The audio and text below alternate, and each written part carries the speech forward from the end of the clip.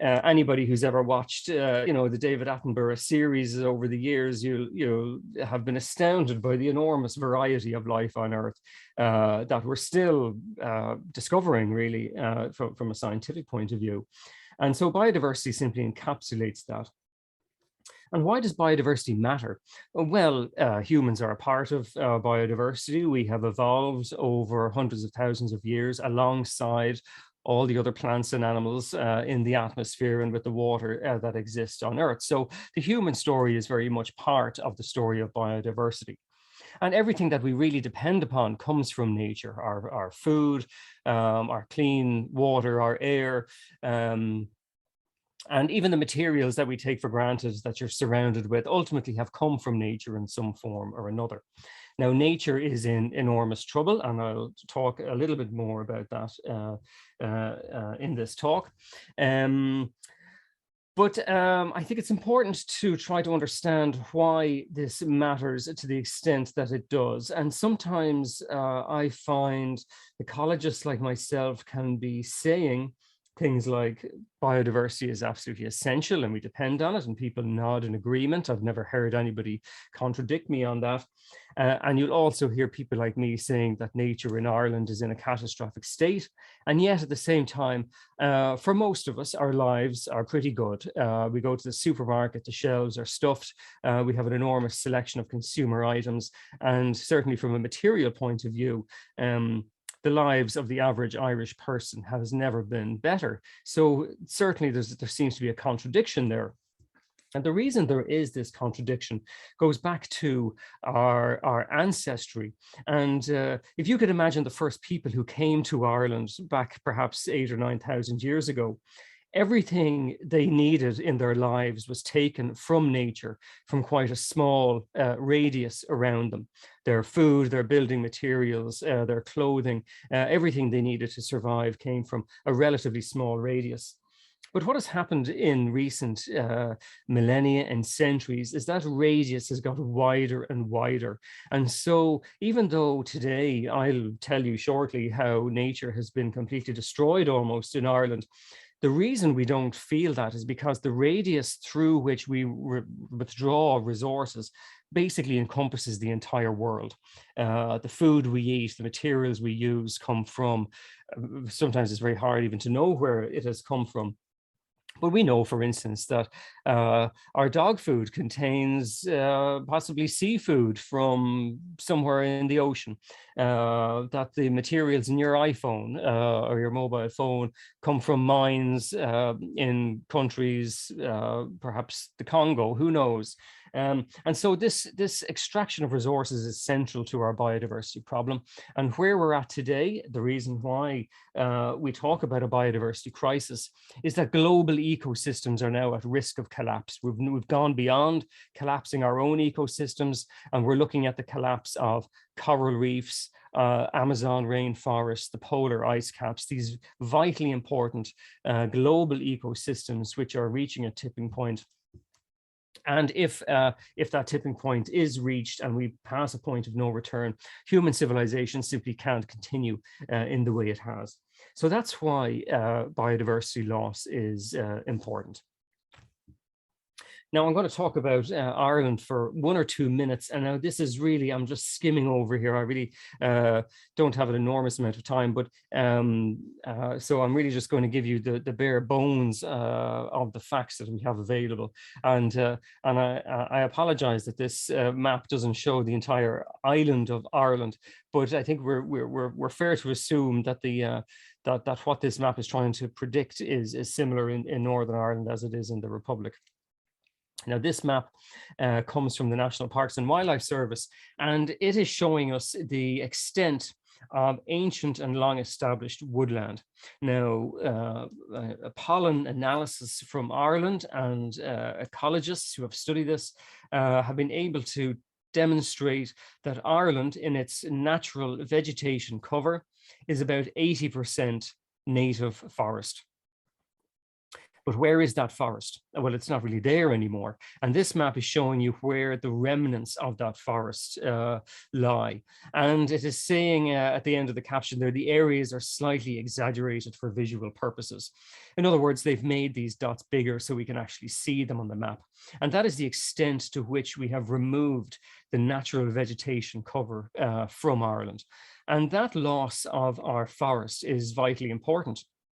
We're beginning to realize that now when we hear discussions about, carbon capture and storage and so on, and people are flabbergasted that we don't have forests in Ireland, or that we don't have climate resilient forests in Ireland. Now, this map doesn't include the 10% of Ireland that is covered in monoculture conifer plantation, and that is because that is not it's not a real forest in an ecological sense of the word, although they are indeed trees. Now, if we were shown this map and we were told this is what's happening in Brazil or this is what's happening in Indonesia, we'd be absolutely horrified at the extent of deforestation. But yet, that is what has happened to our country. And even though that has happened a very long time ago, it's a very relevant problem that we simply have to address. Now, our forests, as I've just said, have gone for a long time, and mostly what replaced our forests was a farmland. And for many centuries, that farmland was quite rich in biodiversity. The soil was healthy. There were ground nesting birds in the fields. The fields were full of insects. There was diversity. There was practically no such thing as pollution in our waterways from farmland, certainly, until the Second World War. And yet things have changed dramatically in that period. Our farmland is no longer a biodiverse place. Typically, our pastures or our croplands are made up of one species. There's typically a lot of chemicals applied to them, whether that is artificial nitrogen or chemicals and herbicides and so on, particularly on tillage land. And that means that there simply isn't the life in farming fields anymore. Ground nesting birds are perhaps to a species practically extinct. And again, this is a problem because there is no resilience left in this land when we're faced with the climate change that is happening. We go to our mountains, and certainly I remember as a child being brought up into the hills around Dublin, and the impression among many people at that time was that, well, this is the wilderness area. This is where we don't have fields and farms, and this is where wild nature is. And this is actually a photograph of the Wicklow Mountains National Park. But this too was a forested landscape once upon a time, and as you can see, it is even more treeless than the lowlands of Ireland. And again, this is a particular problem because these are peatlands, and peatlands are one of the great global stores of carbon. And yes, these peatlands are chronically degraded, typically through drainage, through monoculture plantation forestry, overgrazing by animals, particularly sheep, and in some places even deer. And also fires. Yearly now we get, and I would say this weekend, watch out for them, we're already getting reports of fires in our uplands. And that burning obviously is catastrophically damaging to the soil, to the air, to the water, and of course to the biodiversity that used to live in these areas. Now, many of these species are still hanging on, but this landscape in particular in Wicklow, which once was home to nearly all of our characteristic upland birds, basically there's very little living there at the moment. If you go there, you will see maybe Sika deer, which were imported from Japan 100 years ago, and you might see some ravens, and the ravens basically survive on the corpses of sheep and deer that die in the mountains. So this is not a healthy ecosystem. Now, our rivers, which are so vitally important to us for amenity and water supply, as well as protecting our homes and villages from flooding, are in a chronic state of ecological collapse. About half of our rivers are polluted. The main sources of pollution are farming and wastewater treatment plants, or malfunctioning wastewater treatment plants, basically human and animal waste. But also our rivers have been physically modified. For many people, the picture I'm showing you is what your local river looks like. This is the River Boyne in County Meath, and it has been artificially straightened and deepened, and you can see the banks on either side have been raised up with the spoil material in order to protect farmland. These drainage programs were done for the creation of farmland. And it has chronically altered our rivers, so that physical modifications, as it is known, is one of the major drivers of pressure on water status throughout the country. Now, our bogs, I mentioned already, are, as we know, are vitally important carbon stores.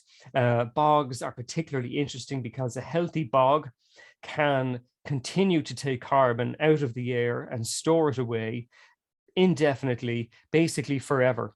Bogs will keep growing and growing if they are in a healthy state. This is a picture from our one of our Midlands bogs, or what used to be a Midlands bog, and you can see the industrial extraction there.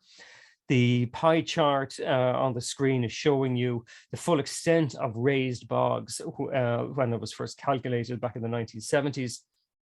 And at that stage in the 70s, we calculated that less than a quarter of our bogs, of our raised bogs, these are in the Midland counties, were in a healthy state.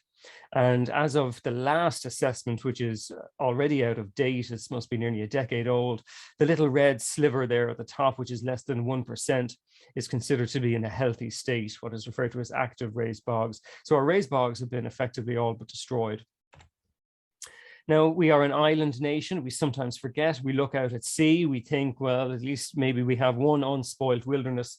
But we know also that industrial fishing in particular has destroyed the oceans, and particularly through bottom trawling, which is this practice of dragging a net across the bottom of the sea in order to catch everything. And fisheries in Ireland pretty much have never been managed. And so it has led to a pattern of overexploitation and moving on to the next species, increasing the fishing pressure to try and catch a dwindling resource. And that's an enormous problem because our seas are not in a healthy state. And of course, the ocean covers nearly 3/4 of our planet. And the ocean and the role of the ocean is absolutely central to healthy ecosystems on land and to healthy humans as well. And particularly if you live near the coast, you will know about this. 2 minutes, of course, pardon? 2 minutes. 2 minutes, fine. And of course, that collapse of ecosystems has led to a disappearance of our biodiversity, and many of our species have gone extinct, and these are a selection of them. And many more of them haven't gone extinct, but have gone from common and widespread to nearly extinct in the space of my lifetime, and I'm not even 50 yet. So that is the state of our biodiversity. Now, in the few moments I have left in this talk, I want to assure you that depressing as this vista is, solutions are available. And I think the frustrating thing for anybody working in this field over the last decade or so is that the solutions have been available for quite a long time. The science is known, but yet we haven't really acted on it. And of course, this is not unconnected to the other crises we face. And you can see protecting life on land and in the sea is among our sustainable development goals. It's intimately linked to the climate crisis. And we also see that in areas where we have intensive activities, and I put up the example there of fishing, it is related to unsavory social impacts. And this is just a headline about the pretty damning evidence of human slavery on some of our fishing fleet. And so we need to see biodiversity collapse as intimately linked with our own health, the health of our planet, and the health of the living species that we see around us. And in order to get there, we're going to have to see ourselves more as part of this living system rather than as apart from it and dominating it. And that is obviously an ethical challenge. It's not really a scientific challenge. And I'll just leave you with this lovely picture, which imagines a different kind of Irish countryside that has clean water and healthy farms and healthy communities and is brimming with life. And I believe that this kind of a vision is possible if we apply the solutions that we know will work. But obviously that itself is an enormous challenge. So I hope I've given you a flavor there of what the biodiversity crisis is and why it's important. Thank you, Pádraic. And thanks, Pádraic. That was perfect.